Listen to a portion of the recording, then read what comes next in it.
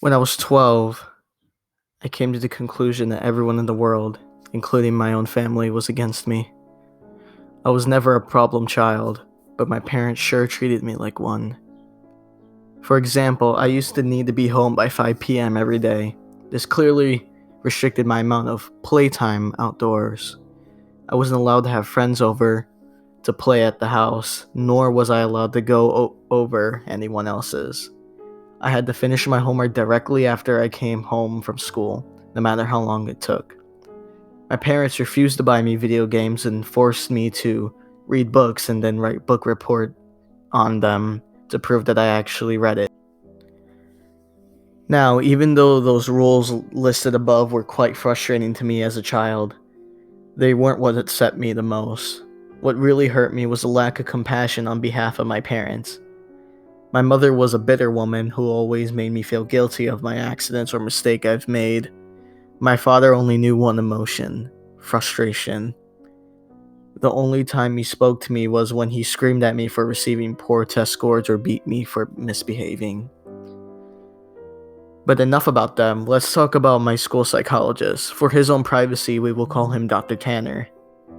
Like most junior high schools, the psychologist is always available on campus during school hours to assist any students in need of counseling, whether it's emotional, academic, social, behavior, etc.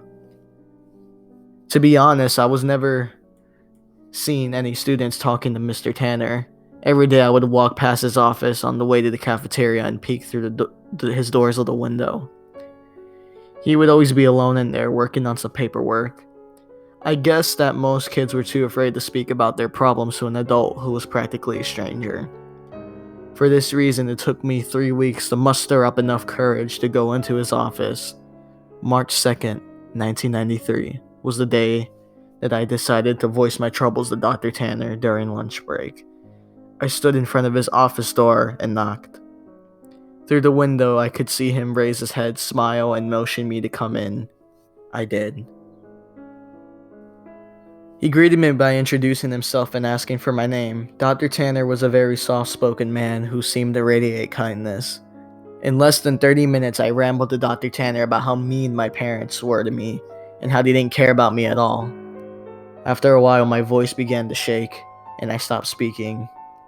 The psychologist listened patiently to my whole spiel, arms folded and head nodding. I half expected him to begin talking about how everything that I had just said was untrue, and that my parents loved me dearly and blah blah blah, but he didn't.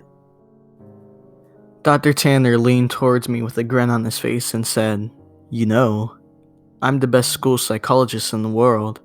I promise we will fix this." I rolled my eyes. "Okay, but how?" I asked. "I have my ways," he replied. "I'm a man of my word. I promise that within just 1 month, the relationship between you and your parents will change for the better. Forever."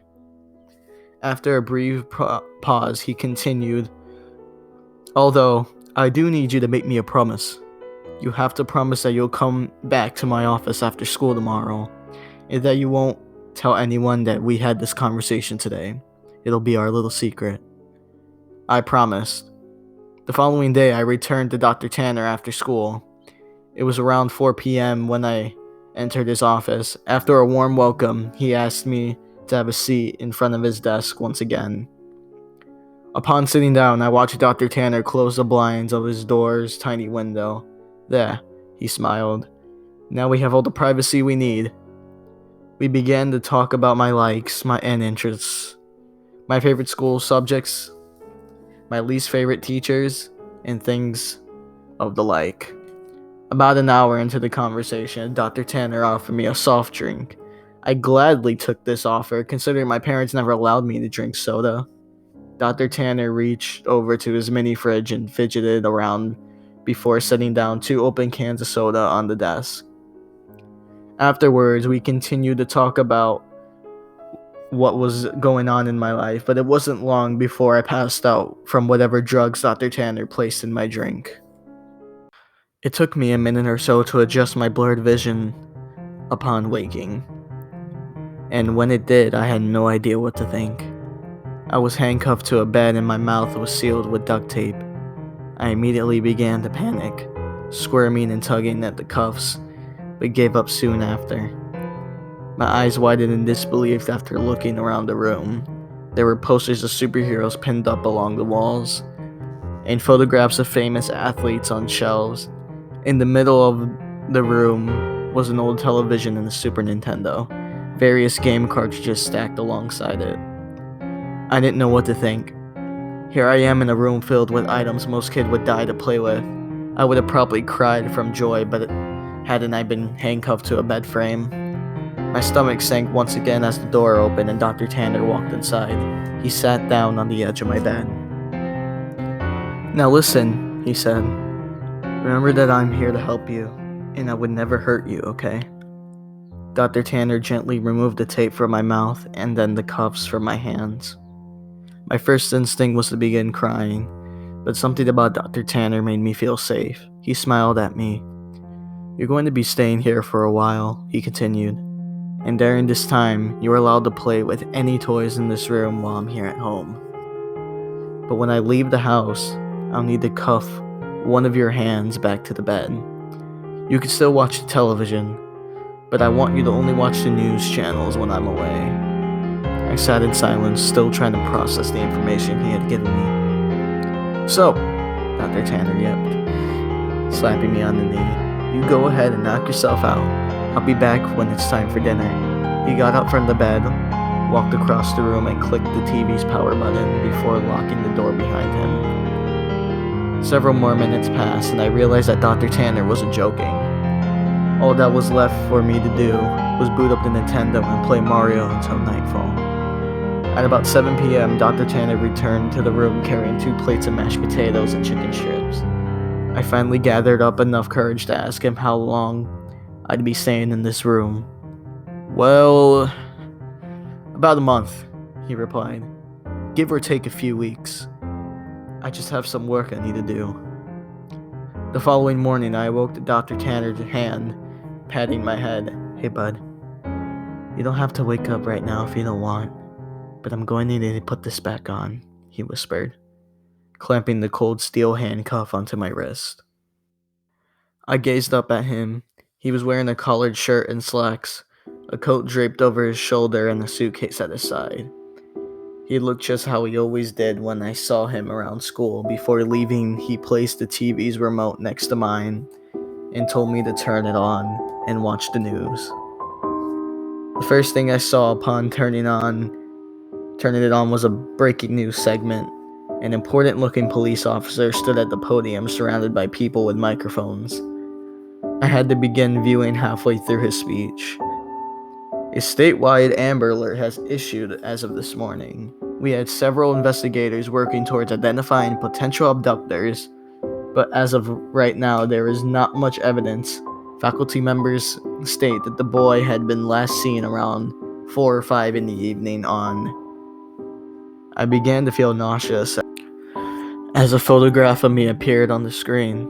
It was my yearbook picture from last year. Captions from the photograph display my name and age, my school, and my town. Above my picture were alternating titles: FBI begins search for child, and kidnapping suspect unknown, and potential runaway. The live footage continued, and 2 figures I soon recognized as my mom and dad stepped up to the podium. Both appeared to have reddened eyes. Tears streamed down my mother's face, and she took hold of the microphone. I'd never seen so much emotion come from my mother before, as she wept on live television, stuttering on sentences such as, "Please, return my baby back to me," and "I'm so sorry, please come home to us." When my father took the microphone, I nearly expected his attitude to be stone cold, but he too had tears in his eyes. He pleaded to the world to bring his son home safely, and lastly begged for my forgiveness. I know I haven't been the best father, but god damn it, I wish I had been now. Please bring my boy back. I turned the power off shortly after. My emotions were mixed, for I had never once seen my father cry. I felt miserable that my parents were putting being put through so much, but at the same time, I felt relief. I now know how much my mom and dad loved me. Nearly 4 weeks have passed, and Dr. Tanner has been treating me with the utmost respect. He leaves me in the morning cupped to the bed frame, but he returns in the afternoon to eat lunch and dinner with me, talk, and play games. I never would have guessed how good Dr. Tanner was at Monopoly and Scrabble. But one morning when Dr. Tanner woke me before heading off to work, I noticed a stern look on his face. I also realized that it was 3 hours earlier than when he usually wakes me. You need to watch the news today, no exceptions. I want you to keep the television on all day and pay close attention to it. He stared grimly. I, of course, complied and watched him exit the room. About 2 hours later, a breaking news segment interrupted the toothpaste commercial I was watching. The title, Human Remnants Found. 2 staunch-looking men in suits stood aside one another and began speaking. We are displeased to bring up such unfortunate news this morning regarding our missing child case from earlier this month. One of the men bowed his head while the other one speaking shuffled through some papers. He continued. Remains of a body had been found in a garbage bag beneath the highway overpass. The body appears to be that of a child, although not much of it is left.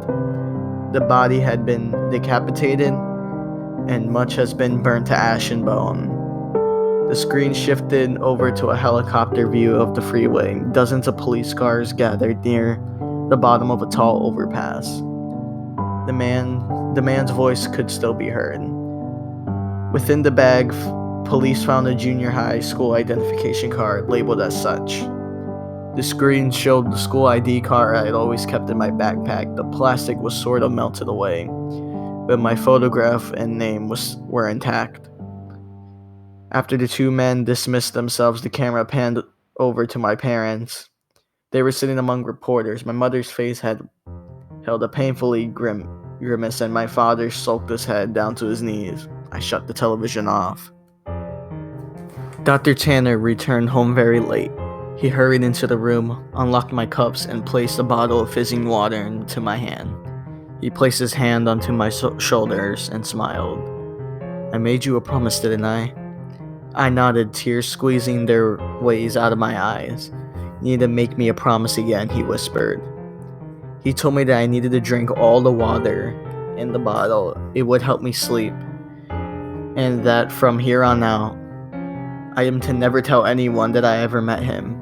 I promised. I told you, I'm the best school psychologist in the world, didn't I?